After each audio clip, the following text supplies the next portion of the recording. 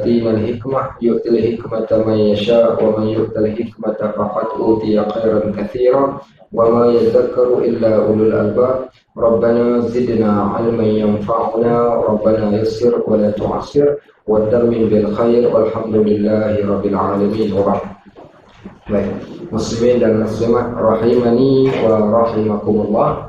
Alhamdulillah, pada pagi ini kita dapat menyambung bacaan kitab Penawar Hati.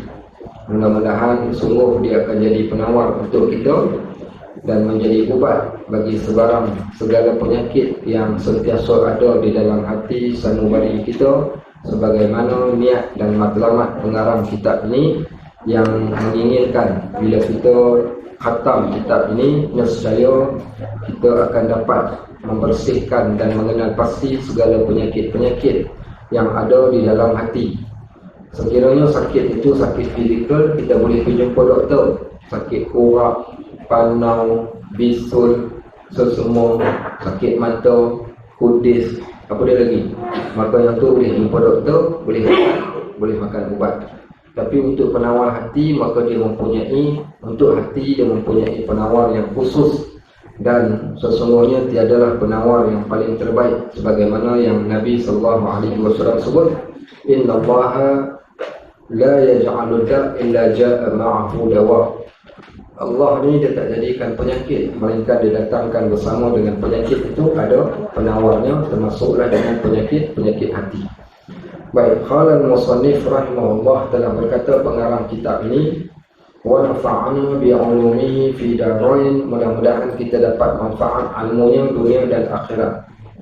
Hari itu kita cerita pada bab yang kedua ini berkaitan tentang satu perkataan yang disebut perkataan itu dengan kalimah qalbun. Apa dia? Qalbun. Baik, qalbun. Orang Melayu panggil kalbu. Okey, baik. Tapi kalbu apa dia? Kalbu maksudnya anjing. So kalau nak eja kalbu, ejalah dengan Q. Kalbu. Okey, baik, kalbu. Karena kalbu adalah hati, adapun kalbu adalah anjing. Baik, next yang kedua. Yang kedua, kalimah kalbun ini datang asalnya daripada kalimah khalaba. Khalaba. Dan kalimah khalaba ni maksudnya benda yang boleh dibolak-balik. Sesuatu yang dibolak-balik. Maksudnya boleh dibolak-balik. Bila sebut qalbun ni, maksud kalimah qalbun tu boleh dibolak-balik. Sebab tu di sana ada satu perkataan kita panggil maklubah. Okey, maklubah mungkin ibu-ibu kita pernah dengar. Apa dia maklubah? Maklubah, nasi maklubah. Kenapa nasi ni dipanggil dengan nasi maklubah? Kerana nasi ni kalau diterjemahkan ke English kita panggil up down rice. Okey, up down rice, nasi diterbalikkan. Okey, so yang boleh diterbalikkan setelah masak, diterbalikkan puyuh, maka lauknya akan berada di atas, nasinya akan berada di bawah. Baik, juga di sana ada kalimah yang datang daripada maklubah ini dipanggil muqallab. Muqallabun. Baik, muqallabun ni siapa muqallabun? Iaitu Allah yang berkuasa untuk membolak-balikkan. Sehingga di sana disebut dalam satu doa, Allahumma ya muqallibal qulub. Ya Allah yang maha membolak-balikkan. So muqallabun adalah salah satu nama Allah Subhanahu wa taala yang mempunyai satu kuasa, dia boleh membolak-balikkan hati manusia. Contoh membolak-balikkan hati manusia, seorang yang hatinya keras, penentang Islam, musuh paling utama, antaranya Umar Al-Khattab radhiyallahu anhu pada asalnya. Tetapi hanya sekelip mata Allah bolakkan hati dia, akhirnya dia menerima Islam. Ada orang yang menerima Islam ketika awalnya, tetapi hanya dengan sekelip mata Allah bolak-balikkan hatinya, akhirnya dia terkeluar daripada Islam. Maka kita pohon di antara doa yang Nabi SAW paling banyak baca doa tersebut. Doa apa? Allahumma barik lana. Bukan. Doa apa? Allahumma ya muqallibal qulub tsabbit qalbi ala dinika wa ta'atik. Satu. Next, yang kedua, Rabbana atina fid dunya hasanah wa fil akhirati hasanah wa qina adzabannar. Ini dua doa yang Nabi SAW jarang tinggalkan, sehingga para sahabat berkata, kami tidak meninggalkan doa ini kerana Nabi tak tinggal. Dan sekiranya kami berdoa, nescaya kami akan tamatkan doa kami dengan Rabbana atina fid dunya hasanah. Riwayat siapa? Anas bin Malik radhiyallahu anhu. Baik. So itu beberapa perkataan tentang mukhallaf. Tapi ingat balik tak, mungkin hari itu ada sahabat kita yang mungkin belum register, mungkin belum masuk. Jadi mungkin dia tak tahu di sana tidak ada beberapa lapisan dalam badan manusia. Bermula dengan perkataan sadrun. Sadrun. Selepas sadrun, qalbun. Qalbun. Selepas qalbun, fuadun. Fuadun. Lepas fuadun, lubun. Okey, baik. Ini ada 4 tingkatan yang ada kat dalam dada manusia. Tingkatan pertama sadrun. Sadrun ini dada. Lapisan luar dada. Ataupun lingkaran hati itu dia ada satu benda dipanggil dada. Baik, ada sengawang pergi kat kedai, kalau minta ayam bahagian dada. Okey, baik. So, itu dipanggil sadrun. Itu sadrun. Apa fungsi sadrun? Pada sadrun ini dia berfungsi untuk menjadikan sempit dan lapang, seronok dan sedih. Okey, dekat bahagian sadrun ini dia menerima keseronokan, dia menerima kelapangan, dia menerima sesuatu benda yang membahagiakan, dan sadrun ini juga menerima kesempitan. Dia merasakan stres, dia merasakan sedih, berada pada lapisan yang pertama. Kebiasaan manusia bila diuji dengan sesuatu benda yang senang, diberikan nikmat, hati seronok. Yang tu sadrun. Bila diberikan dengan kesusahan, hati jadi sempit. Yang tu dipanggil sadrun. Sebab itu di sana ada satu surah. Surah yang Allah SWT sebutkan di antara nikmat yang Allah bagi dekat Nabi ni, alam nashrah laka sadrak. Bukankah kami lapangkan dada engkau wahai Muhammad? Baik, so lapangkan dada pada bahagian sesak dan lapang, pada bahagian sedih dan gembira, yang ini dinamakan sadrun. Baik, lapisan pertama. Lapisan pertama ni lapisan yang kalau tak ditangani dengan betul, dia akan mengakibatkan stres. Bila dia stres, dia akan jadi jiwa kacau. Sebab kekuatan dia dekat sini. Kekuatan dia ni dekat sini. Bila tak ada kekuatan kat sini, dia akan menjejaskan di sini. Baik. So dia akan jadi stres, jiwa jadi kacau. Bila jiwa jadi kacau, itulah yang menyebabkan keluar perkataan yang tidak cantik, ataupun makian, ataupun celaan, ataupun fitnah, dan lebih-lebih dahsyat lagi mengakibatkan kesan sehingga dia pergi ke otak, akhirnya dia naik ke atas pokok mempelai, dia terjun. Okey, baik. Punca pasal hal pertama ni. Sadrun tadi. Baik, next, yang kedua. Selepas daripada sadrun ni, dia datang satu benda yang kedua, qalbun. Menariknya, qalbun ini berbeza dengan sadrun. Qalbun ini dia boleh berbolak-balik, dan dia boleh masuk dekat qalbun ini beberapa benda. Contohlah iman, okey, kufur, yakin, apa lagi, ragu-ragu ataupun was-was. Okey, ni dekat mana ni? Dekat qalbun. Baik, begitu juga dekat qalbun itu juga datang juga pelbagai benda, antaranya bisikan. Okey, baik, semua tu datang dekat mana? Dekat qalbun. So maknanya qalbun ni seumpama sesuatu benda yang dia boleh absorb apa sahaja. Dia boleh absorb sesuatu apa sahaja. Dan dia berhubung kait dengan tajuk yang kita dah baca sebelum ni. Tajuk apa? Mata, telinga, tangan, kaki, seluruh panca indera kita digabungkan dan dihubungkan dengan qalbun. So tempat terima dia. Mata yang memandang, dia akan pergi ke hati. Telinga yang mendengar, dia akan pergi ke hati. Tangan yang buat, dia akan pergi ke hati. Ataupun dari hati pergi ke tangan, ataupun dari hati pergi ke mata, atau dari mata pergi ke hati. So sentiasa dia berulang alik di antara kesemua benda ni. Maka dia akan menghasilkan ragu-ragu, yakin, iman, bisikan, kufur. Semua berkumpul dekat dalam hati. Disebabkan itu, tengok muka surat. Dia kata apa? Hadis yang kat atas tu, ala inna fil jasadi mudghah. Sesungguhnya dalam jasad manusia ni ada satu benda, seketul daging.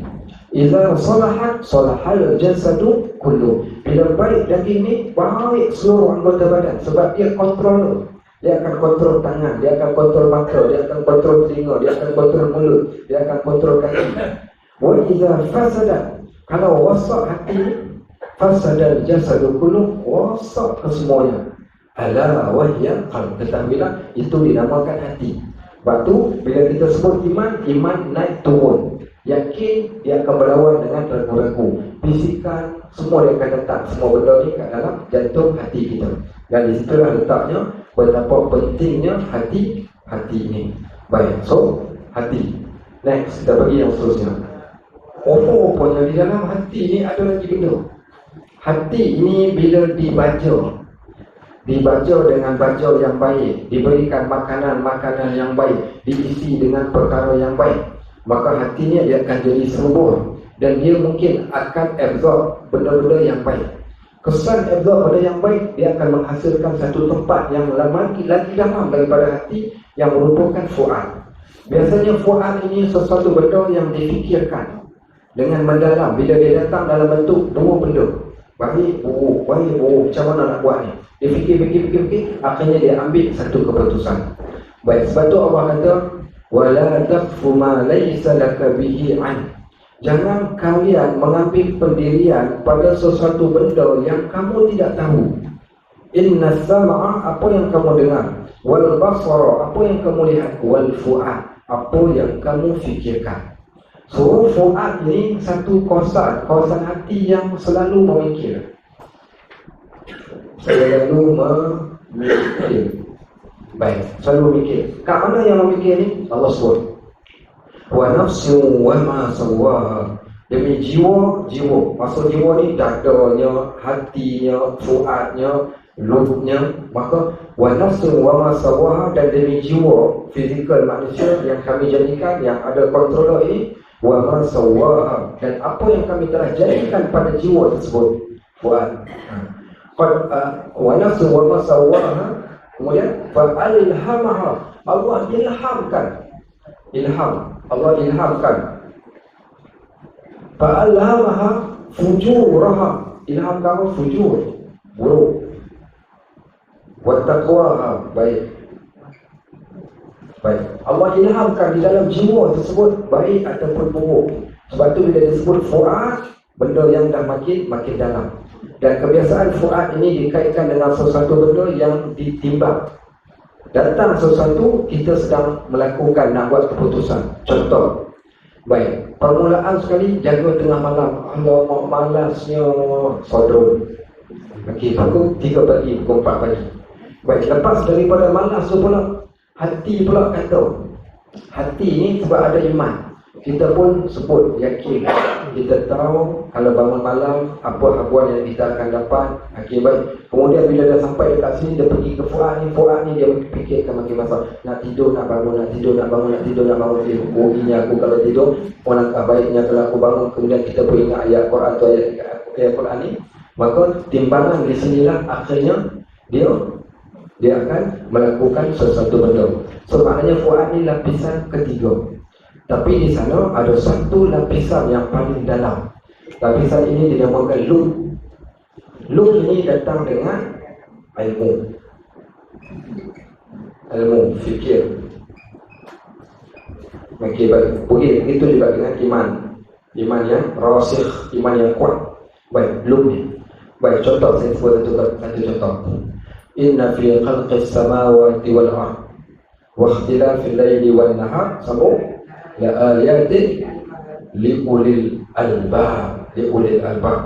So kalimah lub ini dikenali dia dengan satu istilah. Geng-geng yang ada yang ni, mereka ni dikenali dengan ulul albab.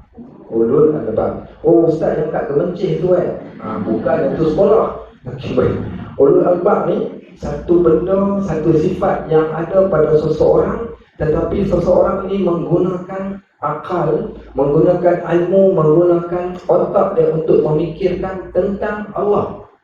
Bila hati ini digunakan untuk fikirkan tentang Allah dan apa yang Allah ciptakan, dia kawasan itu dinamakan kawasan lub. Sotro ni dia hanya fikir makan, minum, seronok, tak seronok. Qalbu ni baik, tak baik. Fuad ni mungkin makin dalam sikit risikonya. Tapi pergi kepada lub, orang ni orang yang iman yang dah tinggi. Sehingga kan pandang pun dia boleh menghasilkan satu kekuatan. Cerita ayat yang saya baca yang disebut kalimah ulul albab ni, ayat tu cerita apa? Ayat tu cerita seorang lelaki ataupun seorang perempuan yang sentiasa menggunakan akal untuk berfikir, dan fikirnya ni fikir yang ke dalam, fikir yang menjadikan dia kenal akan kebesaran Allah. Sesungguhnya penciptaan langit dan bumi, peredaran malam dan siang, petanda bagi orang yang hati yang celak. Maksudnya dia orang yang bersyukur, dia orang yang beriman. Pada apa yang dia tengok, dia tahu pada yang dilihat itu adanya Allah Subhanahu wa ta'ala. Baik, siapa ulul ni? Ulul albab ni allazina yazkuruna Allah qiyaman wa qu'udan. Orang yang sentiasa ingat Allah ketika berdiri, ketika duduk, wa ala junubihim, ketika berbaring, wa yatafakkarun. Okey, so kembali ke belakang ni. Siapa ulul albab? Orang yang sentiasa. Okey, yang pertama ingat Allah. Next, yang kedua, yang sentiasa berfikir, wa yatafakkarun. Sentiasa fikirkan, wa yatafakkarun, apa yang Allah ciptakan. Kemudian yang ketiga, sifat dia bukan bersyukur, dia berdoa. Siapa bawa Quran? Tak apalah, buka lah menyimpul masing-masing, senang cerita. Kalau saya cerita nanti dia tak nampak, bagi tengok sekali. Buka ayat surah apa? Surah Yasin kan? Bukan surah Yasin. Bukan surah Yasin kan? Okey, surah Ali Imran ayat 190. Okey, buka surah Ali Imran. Okey, Ali Imran. Ali Imran. Apa masuk Ali Imran ni? Keluarga Haji Imran. Apa dia keluarga Ali Imran? Apa dia keluarga Ali Imran? Saya sebut keluarga Ali Imran tu siapa? Apa dia? Maryam lagi? Lagi siapa lagi? Nabi Isa lagi? Maryam, Nabi Isa, mak Maryam nama Hana, bapa Maryam iaitu Amran. Kemudian pakcik dia Nabi Zakaria alaihi salam. Okey, sepupu dia iaitu Nabi Yahya alaihi salam. Maka kesemua mereka dipanggil keluarga Ali Imran. Baik, sebab itu disebut Ali Imran. Dalam surah itu menceritakan 5 watak. Baik, tak apa, bukan itu topik kita. Mana 190 tak sampai lagi. Baru 130. Baru 150. Okey tak, saya boleh baca tapi kalau tak tunjuk, dia tak nampak. So kita nak bagi nampak. Okey, berhenti dulu ayat tu. Dah lupa dah semua. Okey. Surah apa? Yasin. Imran. Okey, lupa 190. Okey, baik. Lupa dah. Okey, so kita nak tadabbur ringkas. Okey, permulaan ayat 190 ni cerita penciptaan langit dan bumi, peredaran malam dan siang adalah petanda kepada orang yang ulul albab. Siapa orang ulul albab ni? Orang yang berakal. Maksudnya dia memikirkan. So dinamakan mereka ulul albab. Kat mana datang lub ni? Albab tu lah. Albab kalimah plural menunjukkan orang yang sentiasa berfikir. Baik, next. Siapakah mereka? Soalannya, siapakah mereka? So jawapan berada pada ayat 191. Ulul albab ini adalah allazina yazkurunallaha. Mereka adalah orang yang ingat Allah. Ketika berdiri dia ingat Allah, ketika duduk dia ingat Allah, ketika berbaring pun dia masih ingat Allah. Baik. Wa yatafakkarun. Wa ni dalam bahasa Arab ni pemisah di antara dua tajuk ataupun pemisah di antara dua poin. So yang tadi ingat Allah, next yang kedua wa yatafakkarun, orang yang sentiasa memikirkan. Apa yang difikir? Penciptaan benda yang besar, langit dan bumi. Baik, dia memikirkan tentang penciptaan langit dan bumi. So, mengingati Allah, berfikir. Next, yang ketiga, Rabbana ma khalaqta hadza batilan. subhanaka faqina adzabannar. Apa maksudnya dia buat apa ni? Dia berdoa setelah mana dia memikir, kemudian dia beringati Allah. Selepas dia ingat pada Allah, dia memikirkan tentang kebesaran Allah. Daripada memikir itu terkeluar daripada mulutnya subhanallah, ataupun daripada mulutnya keluar rabbana ma khalaqta. Terus berdoa. So ini sifat ulul albab, berfikir, berzikir, berdoa. 3 B yang ada pada ulul albab ni ada 3 B. Apa dia? Zikir, fikir, berdoa. Okey, zikir, fikir dan juga doa. Baik. Next. Nampak tak habis doa dia dekat 191. Dia sambung dengan 192. Dia sambung lagi pula dengan 193. Maknanya doa. Baik, doa. Bila mana dia memikirkan ni, menghasilkan satu permintaan kerana dia tahu tiada yang lebih berkuasa melainkan Allah. Baik, 194. Doa lagi. Wah, rupanya kuat doa. Rupanya kena ulul albab ni. Tunggu. Pasal apa? Pasal dia yakin. Baik, kesan ulul albab ni, kalau seorang ni dia masuk pergi ke nombor 4 ni, jawapan pada semua doa dia Allah jawab pada ayat 9195. Fastajaba lahum rabbuhum anni la udhi'u 'amala 'amilin minkum min dzakarin aw unsa. Allah tengok jawapannya. Maka Tuhan perkenankan doa mereka. Hasil tafakur, hasil tazakur, hasil doa Allah perkenankan.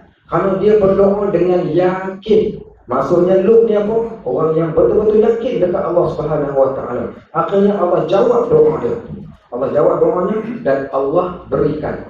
So untuk ulul albab ni Allah bagi 2. Yang pertama Allah makbulkan doa, yang kedua Allah masukkan ke dalam syurga, masukkan dalam syurga. Itulah dia ulul albab. Okey, itulah dia yang dinamakan dengan ulul albab. So itu yang dikatakan hati ni bukan calang-calang benda, tetapi dia menguasai sampai ke tahap yang paling dalam yang disebut sebagai lut. Okey, next kita sambung balik. Baik. Qala al-musannif rahimahullah, berkata kepada pengarang kitab ini. So saya ke belakang sikit sebelum kita masuk yang ketiga. Dia kata peliharalah qalbu daripada kelakuan tercela. Hati kena jaga sungguh-sungguh ni. Pasal apa nak kena jaga hati kita ni? Sebab yang pertama sebab firman Allah. Kenapa? Wallahu ya'lamu ma fi qulubikum. Allah tahu apa yang ada kat dalam hati. Sembunyilah dengan manusia, tapi Allah tahu. Tak malukah kepada Allah? Orang yang riak, orang yang hasad dengki, orang yang memikirkan sesuatu benda yang tidak elok, tak malukah mereka kepada Allah? Kerana Allah tahu apa yang ada kat dalam hati. Tak cukup lagi dengan ayat yang tu, ada lagi ayat lain. Apa dia ayat? Apa dia Allah kata?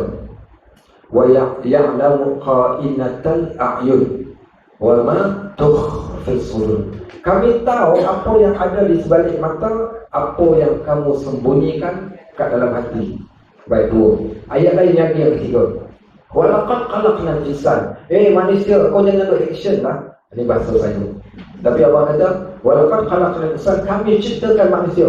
Wa na'lamu ma, kami tahu ma, apa sesuatu tuwaswisu bihi nafsu, yang kau duduk berbisik-bisik dalam hati. Kau ingat kami tak tahu apa yang kau bisikkan? Baik, semua benda yang lintasan dalam hati kita Allah tahu. Kenapa Allah tahu? Wa nahnu aqrabu ilaikum min hablil warid. Kerana kami teramat dekat dengan kalian, lebih dekat berbanding orang leher. Kerana Allah mengetahui. Innallaha khabir.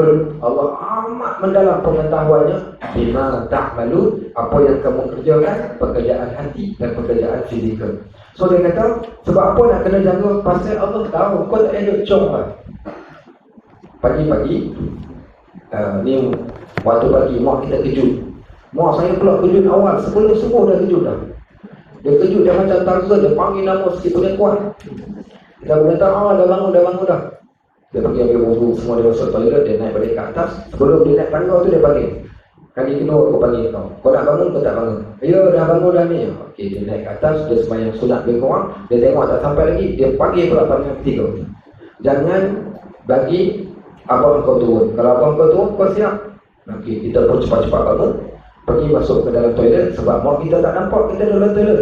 Masuk tangan dalam kolam, belum. Okey, kocak air kau tepek air kau. Okey, tepek air tanah. Dia terus naik. Bila naik, mak saya sebelum sembahyang subuh kami kena solat 2 rakaat. Dia tak pernah tanya dan dia tak pernah suruh solat pun. Solat 2 rakaat. Solat 2 rakaat, solat sunat. Allahu Akbar. Tiba-tiba baru tak tempat baca Fatihah. Mak kita kata, tak payah duk jom aku. Jom. Kita mau berhenti sembahyang. Betul dia belakang. Jom apa pula mak? Hanya aku tak tahu. Ambil untuk kaki tak betul. Alamak, dia tahu lah pula. Baik, yang kata mak kita ni, dia tahu powernya mak kita. Kalau mak kita pun boleh tahu, takkan Allah tak tahu? Baik, situasi yang kedua.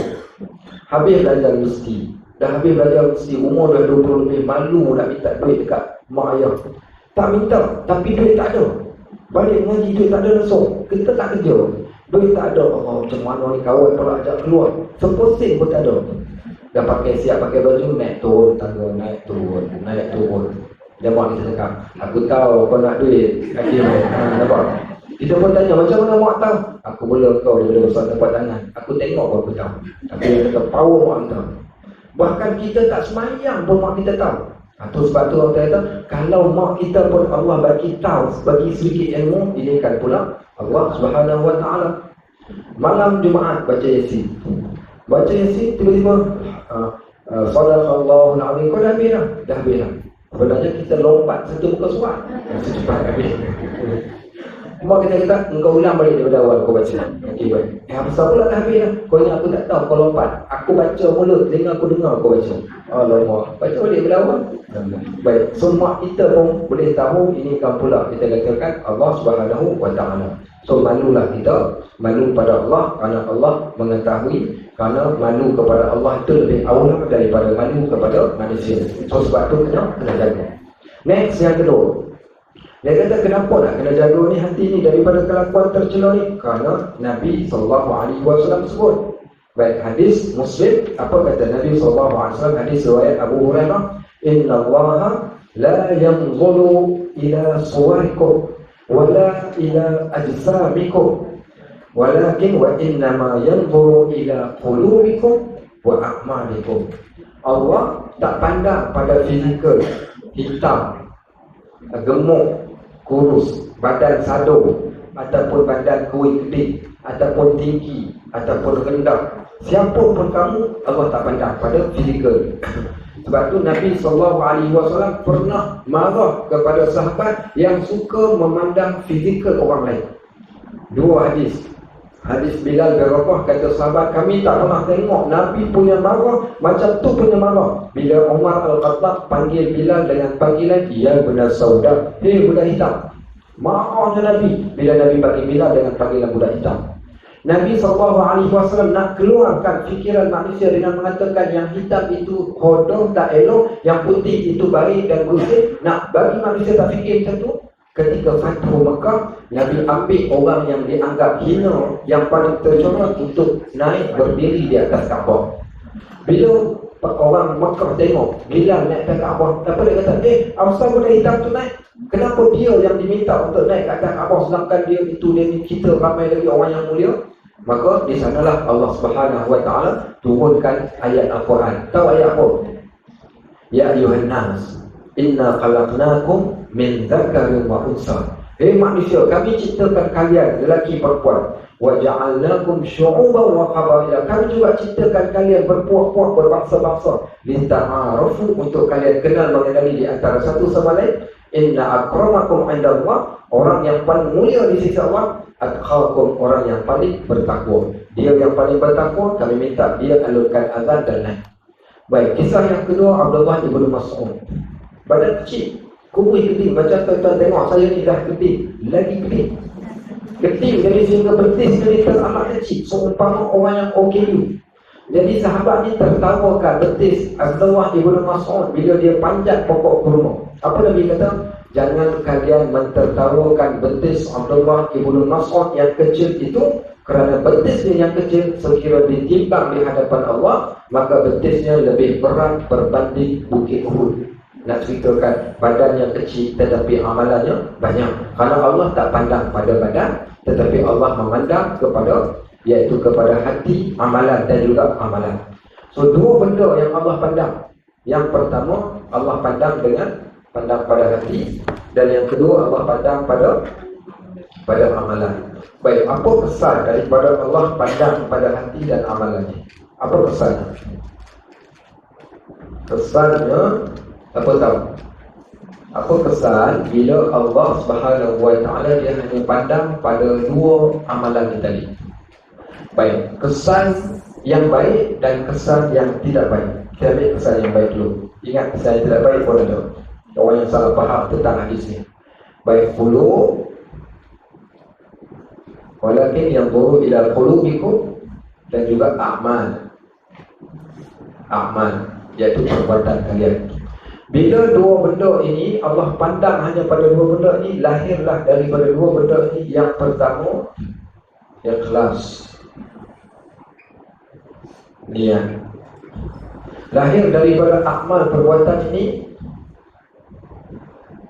bertepatan dengan syarak, dengan kehendak syarak. Akibat. So, disebabkan Allah hanya pandang pada dua benda ni, satu, dua. Allah hanya pandang pada dua benda ini, maka keluarlah dua kaedah di sana. Amalan seseorang itu akan diterima, qabul. Amalan seseorang akan diterima. Amalan seorang akan diterima oleh Allah. Bila amalan itu akan diterima? Bila mencakupi dua syarat. Syarat pertama, hati mesti ikhlas dan niat yang betul pada perbuatan itu tadi. Dan syarat yang kedua pula, supaya amalan ini qabul di sisi Allah, mesti bertepatan dengan syarat. Maka kata ulama, kedua-dua ini tergantung dengan dua hadis. Hadis pertama, hadis niat. Apa dia hadis niat? Innamal a'malu binniyat. Hadis ini hadis yang amat besar, kerana hadis ini memasuki semua ibadat yang kita buat. Satu hadis, tapi dia masuk pada seluruh ibadat yang kita buat. Hadis yang kedua, hadis Aisyah ummul mukminin radhiyallahu anha, man ahdatsa fi amrina ma laysa minhu fahuwa rad. Siapa yang buat sesuatu benda yang tidak selari dengan sunnah, maka amalan itu akan ditolak. Okey, iaitu dalam bab niat, hadis dan hadis tentang apa dia bagi hadis yang banyak nak belikkan dia jadi ayat yang sesuai betul pada syarak, niat dan betul pula dah betul. Okey, niat dan juga betul pada syarak. Okey, so dua hadis tadi menjadi sandaran di dalam amalan dan perbuatan seseorang. Baik, itu sisi yang baik. Sekarang sisi yang negatif pula. Okey, sisi yang negatif, bila orang faham hadis ni, dia kata Allah hanya pandang pada hati. Baik, saya nampak dia ganas, hati iman. Dia kata iman, alhamdulillah, keikhlasan saya tinggi. So jangan pandang pada luaran saya, pandanglah pada dalaman saya. So akhirnya dia buat apa? Dia mungkin orang yang nampak teruk, dia mungkin tak tutup aurat, dia mungkin begitu, dia mungkin begini. Tapi bila kita kata yang penting hati, kan Allah pandang pada hati, Allah tak pandang pada luaran kita. Biar ganas, tapi hati iman, dia kata contohnya. So akhirnya menjadikan apa? Menjadikan orang lupa pada ketaatan pada Allah. Dia hanya ambil ilmu hati, dia tak ambil ilmu fizikal. So dia tak belajar buat fiqh. Solat tak apa, dia kata solat yang pentingnya hati ikhlas. Apa guna solat, dia kata begitu begini bangun tapi kau tak ikhlas. So akhirnya dinamakan ilmu ikhlas ini, dia ambil ilmu tasawuf tapi tak belajar ilmu fiqh. Ambil ilmu tasawuf tak belajar Al-Quran. Ambil ilmu tasawuf tak belajar tafsir. Ambil ilmu tasawuf tak belajar pula ilmu tauhid. Okey, maka salah jadinya. Baik, yang keduanya pula, Allah hanya pandang pada amalan. Allah tak pandang hati dan juga amalan pada benda yang lain. Yang penting amalan betul. Seorang Pak Haji datang ke masjid, kain perekat dan bergulung kat bawah, kopiahnya dah kuning. Kemudian yang pula mandi pun tidak. Kita angkat takbir sebelah dia pun angkat takbir juga, bau ketiak dia. Baik, sebab apa dia kata? Allah hanya pandang pada amalan, pada hati. Allah tak pandang pada fizikal. So jadilah seorang yang Islam tapi memakai pakaian yang lusuh, memakai pakaian yang comot, seorang yang penampilan yang buruk, seorang yang kita katakan, sedangkan Allah cantik dan sukakan pada kecantikan. Bila sebut agamanya, orang buat tak peduli saya, tak bersistem, tak apa, yang penting agama. Saya marah pada anak saya masuk belajar kat sekolah petang, sekolah agama petang ya. Awal tahun itu saya pergi nak bayar deduran, kena bayar semualah 2 buku teks sekali. Kita pun bayarlah harga 2 buku teks. Bila dapat tanya nak cikgu, dia kata nanti siap kita bagi kat anak. Cik, tak apa. Tahu bila dia bagi buku teks? Dia bagi buku teks awal bulan 10. Jadi saya mengamuk, malah saya kata, Ustazah, minta maaf saya nak tanya ni, Ustazah nak bawa ke mana anak-anak kita ni? Bawa ke mana Ustaz? Tak adalah, masalahnya dah bulan 10 dah baru dapat buku teks. Apa yang dia orang belajar dekat sekolah pun ada hampir hujung tahun baru dapat buku teks. Dia kata ni bukan salah kita, ni salah syarikat percetakan. Saya kata ya, tahu syarikat percetakan, tapi tak kalah sampai tak bersuara, tak kalah sampai tak besar. 10 bulan anak-anak kita belajar di sekolah tanpa buku teks. Jadi kalau sebab nama agama, nama Islam ni kita tak boleh tegur. Oh, ini sekolah agama tak boleh tegur lah. Kenapa pula? Sedangkan itulah yang menjadikan orang dah jadi terbiasa. Bahawa agama ni reba je lah. Tapi kalau kat dunia, nampak? Ini masalah saya kata. Punca kalau mereka hanya yang penting hati ikhlas. Amalan nampak kita Islam. Tak bersistematik yang tu tak apa, tak kisah. Ini bahaya. Sebab tu Islam bukan hanya sekadar dalaman, tetapi Islam juga ada luaran. Islam bukan hanya sekadar luaran, dia ada kaitan dengan dalaman kita. So, kesan bila orang hanya nampak kebaikan itu hanya pada hati, akhirnya dia abaikan perkara-perkara yang baik. Sedangkan kedua-duanya saling berkait di antara satu sama yang lain. Next, dia kata lagi. Maka dia kata yang ketiga. Yang ketiga, qalbu itu raja bagi segala anggota. Baik, qalbu adalah raja bagi segala anggota. Apa makna raja? Raja ni yang ditaati. Bila kita sebut raja, benda ni kita akan taat dan ikut dia. Segala anggota itu mengikut perintah rajanya. Apabila baik, maka baiklah anggota, dan apabila jahat, jahatlah seluruh anggota. Maka nak kenal kita ni hati kita kotor tak kotor, senang saja. Lihat apa stand kita bila berlaku sesuatu perkara. Contoh, ada 4 orang sahabat tak pergi keluar berperang dengan Nabi SAW.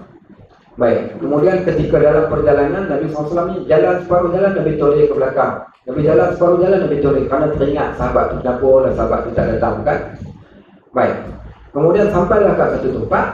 Bila sampai dekat satu tempat ni, jadi dia orang pun masing-masing bang. Mereka pun telah termengumpat, seorang lelaki telah termengumpat seorang sahabat.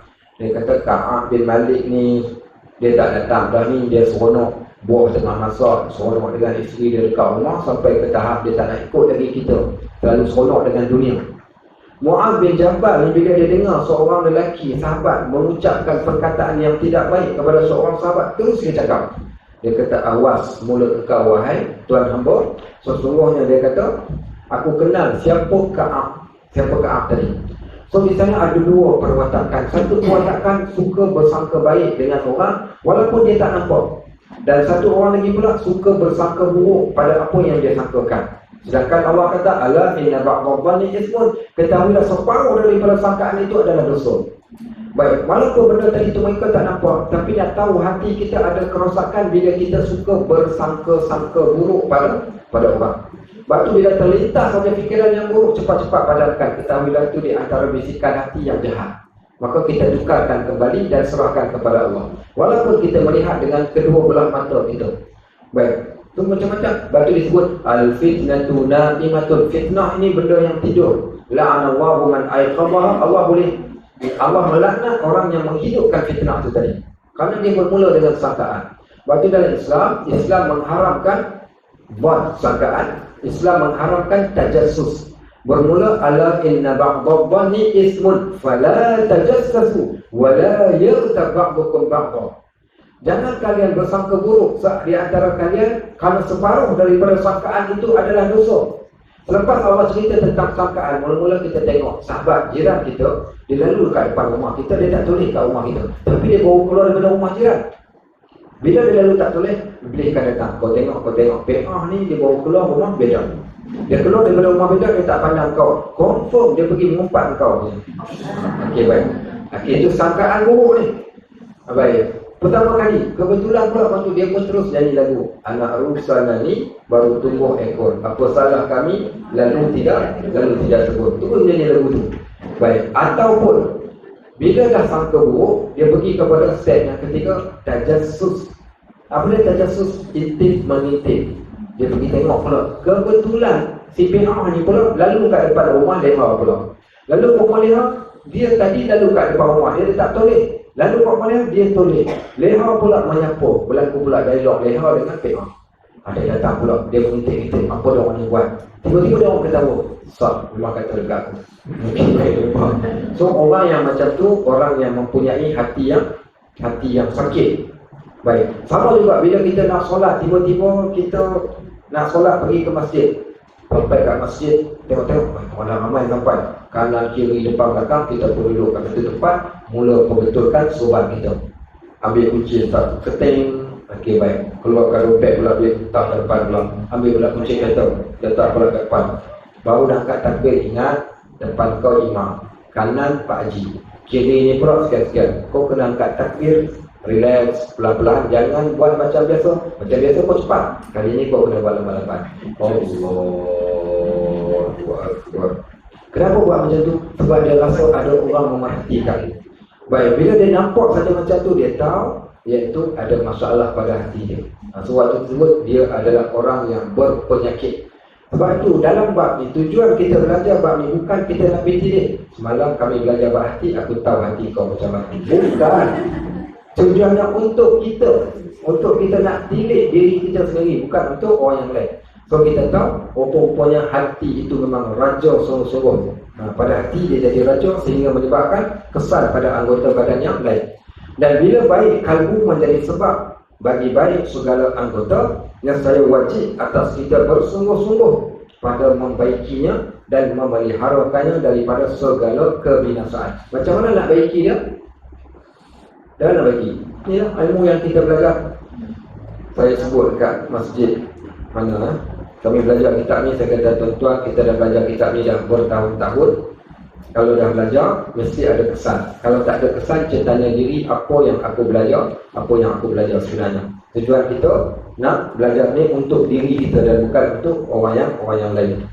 Next, dia kata, yang keempat, kalbu itu tempat taruh bagi segala sifat kepujian seperti iman, makrifat, tawakal, redha, pengetahuan. Patutnya hati ni jadilah tempat simpanan bagi benda-benda yang baik. Iman, kenal Allah, bertawakal pada Allah, redha, sabar, apa dia lagi? Maka semuanya.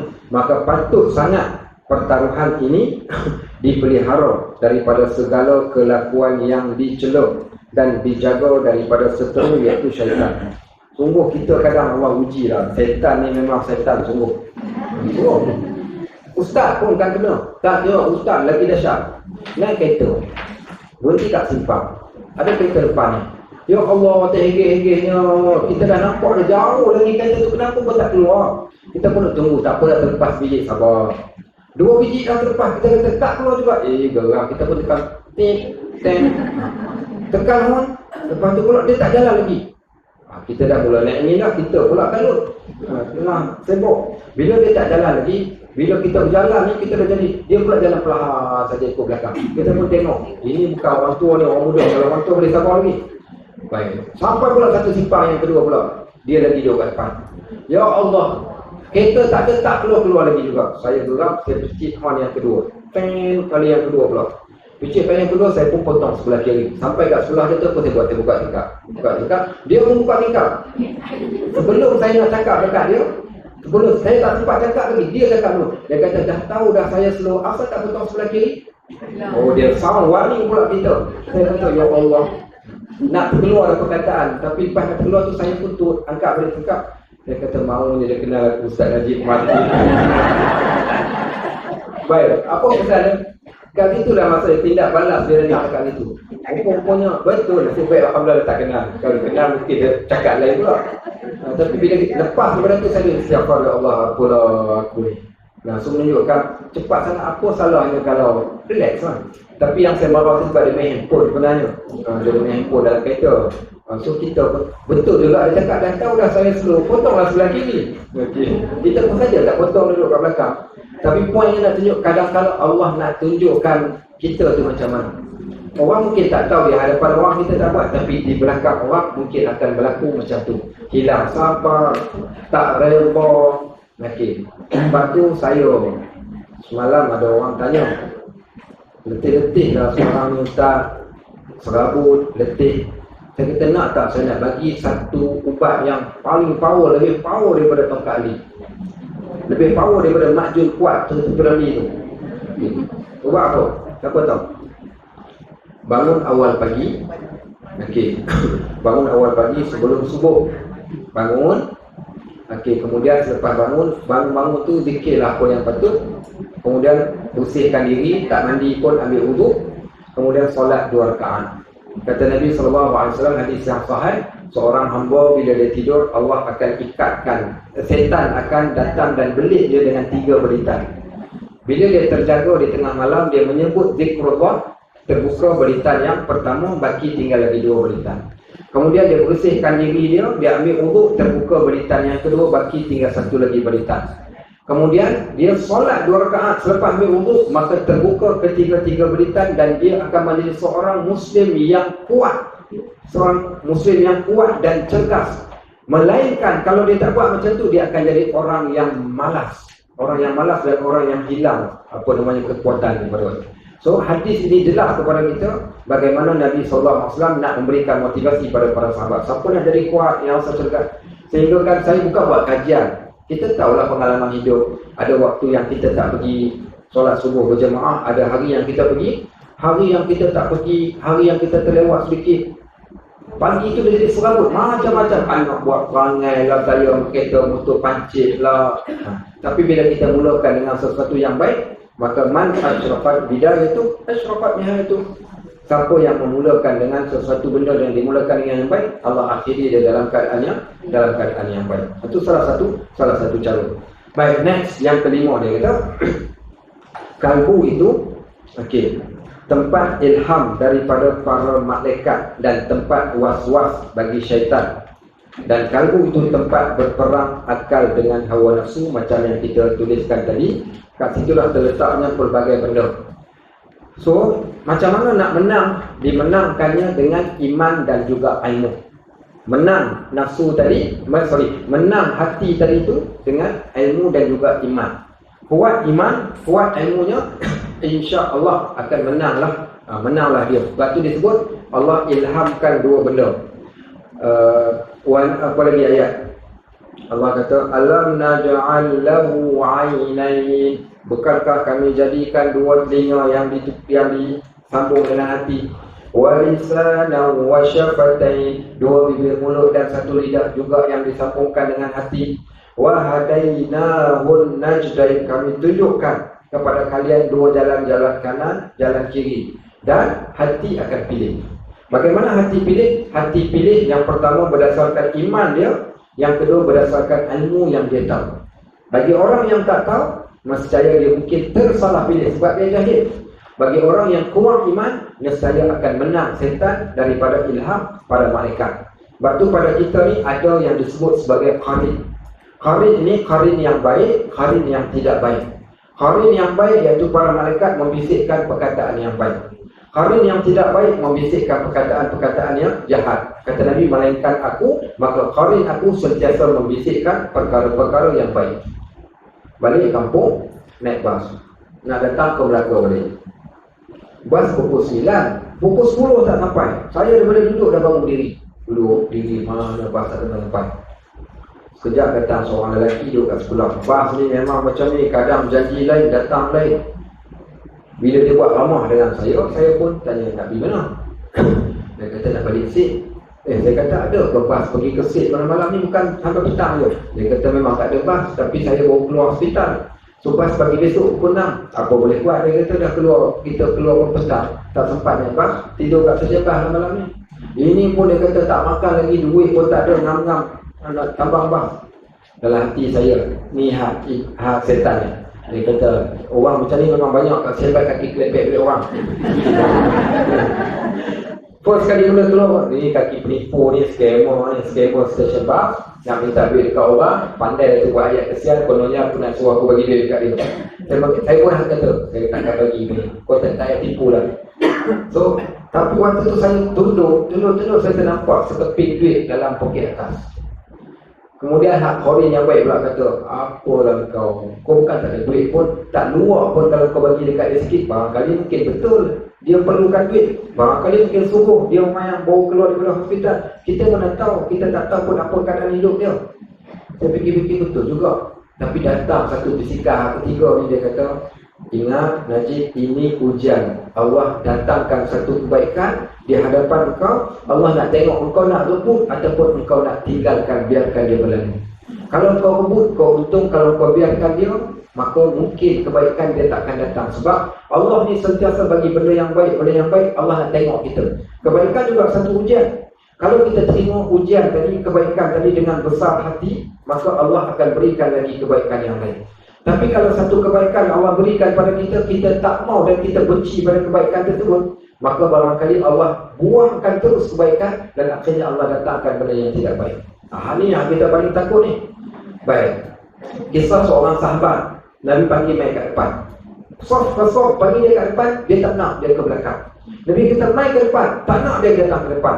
Baik, Nabi kata siapa yang datang, Allah akan berikan rahmat, dan siapa yang lambat, maksudnya dia ke belakang kan, Allah akan belakangkan rahmatnya. Maksudnya engkau antara orang yang terhalang daripada rahmat Allah, diberikan peluang untuk dapat rahmat, tapi engkau tolak rahmat tersebut. Dia seumpama apa? Hazihi shadaqatun tasaddaqallahu biha. Ini adalah sedekah yang Allah nak bagi dekat kau. Allah nak bagi pahala hanya dengan modal kita, saham kita sedikit, kita bagi mungkin RM1, mungkin RM2, tapi benda yang Allah nak balas balik adalah besar. Tapi kita tak nampak. Akhirnya berperang, bagi tak bagi. Saya kita buat geram sekali, pendam mesti bagi. Okey, baik. Keluarkan duit. Tapi yang kata hati manusia ni, dia macam-macam dia fikir. Kalau kau bagi duit, sama duit tu besar sangat, 50. Okey, baik. So baik kau pergi beli barang. Saya pergi beli barang. Beli roti panjang tu. Saya beli air tin dengan roti. Saya kata, abang kata tadi tak makan lagi, ambil lah, saya belanja. Dia pun kata terima kasih. Saya pun masuk balik duit. Bila masuk duit tu saya tengok, ya Allah, kenapa dah kedekut sangat kau ni. Apa masalah kau? Kalau kau bagi kat dia pun ada lagi kan. Mungkin ni ujian. Last kali saya pun buat geram, ambil duit tu. Saya kata, abang ambil duit ni, terpulanglah abang nak makan. Saya tadi tersalah, patut abang saya tanya abang nak makan apa. Tapi saya dah beli dah, so terpulanglah. Nak buat apa-apa abang buat. Kemudian dia pun ucap terima kasih. Saya kata satu benda boleh minta tolong doakan kebaikan untuk saya. Dia pun doakan untuk kita. Bila dia doakan, semua kita rasa lapang dan seronok. Betul tak? Bila kita buat satu kebaikan, Allah datangkan rasa lapang. Baik, sebab tu disebut dalam Al-Quran, khudh min amwalihim sadaqah tutahhiruhum wa tuzakkihim biha. Ambil harta orang kaya sebagai zakat. Dengan harta ini menyuburkan dan membersihkan, menyucikan diri mereka dan menyucikan harta mereka. Fasalli alaihim, dan kamu orang yang terima zakat dan orang yang ambil zakat ni, fasalli alaihim, doakan kepada orang yang kamu telah ambil zakat. Inna salataka sakanun lahum, kerana doa kalian pada orang yang keluarkan zakat ni adalah penenang kepada mereka. Bila orang doa, kita rasa tenang. Seumpama kita bagi nafkah dekat mak kita bulanan, mak kita kata, murah rezeki kau. Dengar benda yang tadi tu melapangkan dada. Dan itulah kesan. Bila yang dalam tadi lub, fuad, hati bersih, maka dia akan pergi, dia naik balik ke atas, naik pergi ke sodrun dada. Bila sodrun dada tadi tu lapang, dia pergi ke Seri Muka. Yang ni betul Seri Muka, tak payah beli produk tu. Apa itu kita jual? Pusapu, jadi gebu. Okey, baik. Tak payah, sebab aura tu dah ada. Orang yang hati lapang, senyumnya, mukanya yang manis, ada aura pada wajahnya, orang tengok dia pun suka. Sebab apa? Sebab aura tadi Allah datang. Sebab tu disebut simahum fi wujuhihim min asari sujud. Nampak kesan jelas pada wajah mereka, kesan daripada mereka orang yang kuat sujud, iaitu para sahabat ridwanullah alaihim ajma'in. Hati yang bahagia walaupun mereka dalam keadaan kehidupan yang sengsara, tapi Allah datangkan kelapangan pada jiwa. Itu baru betul Seri Muka. Sebab tu, pasal tak sedekah ada kaitan dengan panjang umur. Kan? Kenapa sedekah ada kaitan dengan panjang umur? Sebab kita membahagiakan orang, Allah datangkan kembali kebahagiaan pada kita, kan? Baik, dia kata maka akal itu menyeru kepada kebajikan dan hawa nafsu menyeru kepada kejahatan, maka sepatutnya tiada dilalaikan daripada tambahan pula kesalahan kalbu itu lebih besar, sekurang-kurangnya ia keras tiada menerima pengajaran. Yang ni yang kita takut. Baik, takut apa? Bila dosa berbanyak. Bukankah di sana hati ni tempat berkumpul dosa dan kebaikan? Baik, pernah dengar tak hadis? Bila seorang anak Adam ni melakukan satu dosa, apa berlaku ke hati dia? Satu titik hitam. Baik, bila dia buat lagi 1 titik, 2 titik, 3 titik, 4 titik, akhirnya Allah kata, kalla bal rana ala qulubihim. Maka tak boleh diselamatkan lagi, kerana sesungguhnya hati mereka telah pun diselaputi. Sebab terlalu banyak karatnya. Baik, begitu juga dengan bila dia buat satu kebaikan, hati itu akan jadi putih. Bila banyak putih, maka hati itu akan jadi hati yang mutmainnun, hati yang sentiasa jiwa yang tenang. Sebab itu punca kenapa hari ini kita suka nak melakukan kebaikan, salah satunya kerana hati kita yang keras. Dan hati keras itu pada beberapa sebab. Salah satunya dosa, dan yang keduanya adalah meninggalkan pelembut bagi hati. Apa pelembut bagi hati? Soflan untuk hati kita. Apa dia? Apa dia tahu? Pelembut hati. Okey, zikrullah betul. Tapi ada satu pelembut hati yang amat mujarab, iaitu Al-Quran. Allah sebut di dalam Al-Quran surah Al-Hadid ayat yang ke-16 dengan berkata, alam ya'ni lil ladzina amanu an takhsha'a qulubuhum li dzikrillah wa ma nazala minal haqq. Hati manusia, wahai manusia yang ada hati, bila hati engkau nak rasa takut, bila hati engkau nak rasa khusyuk, bila engkau nak ingat akhirat, bila engkau nak ingat pada Tuhan, dan apa yang kami turunkan dengan Al-Quran, kamu tak peduli dengan Al-Quran pun. Wala takunu kalladzina utul kitaba min qabl. Okey, baik. Jangan kamu jadi seumpama satu kumpulan, iaitu orang umat terdahulu yang diberikan kepada mereka kitab, faqala alaihimul amad, kemudian mereka tinggalkan kitab ini pada satu tempoh masa yang amat lama, faqasat qulubuhum, maka Allah jadikan hati mereka keras. Punca hati keras adalah kerana meninggalkan Al-Quran dalam satu tempoh. Lebih-lebih lagi orang yang tak solat. Pasal tak hari ini banyak orang buat keganasan rumah tangga, pukul isteri, bunuh mak ayah, bunuh bapa, bunuh anak, abang bunuh adik, orang bunuh. Menakutkan kita tengok. Sebab hati itu dah tak ada lagi, hilang rahmat kasih sayang, punca hati dah jadi keras, maka dia lebih dahsyat daripada binatang. Dan itulah punca.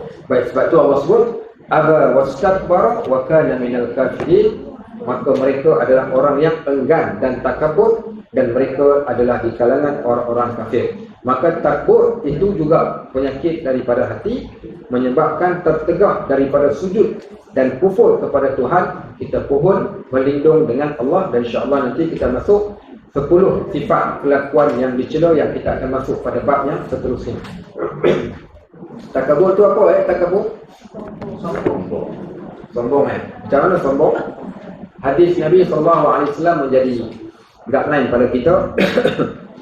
Seorang lelaki, dia makan dan minum dengan tangan kiri.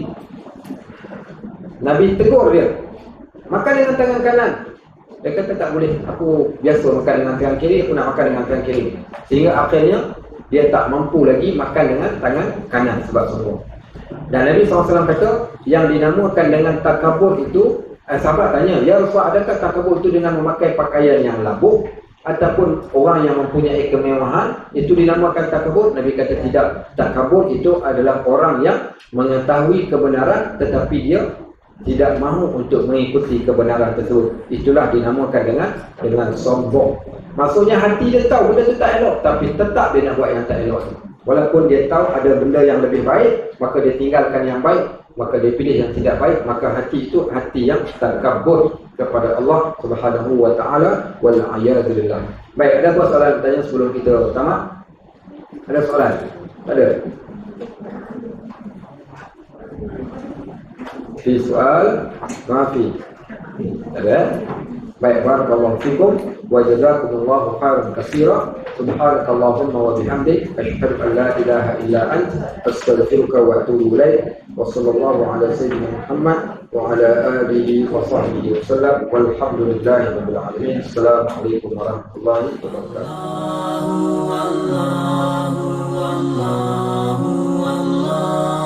Allah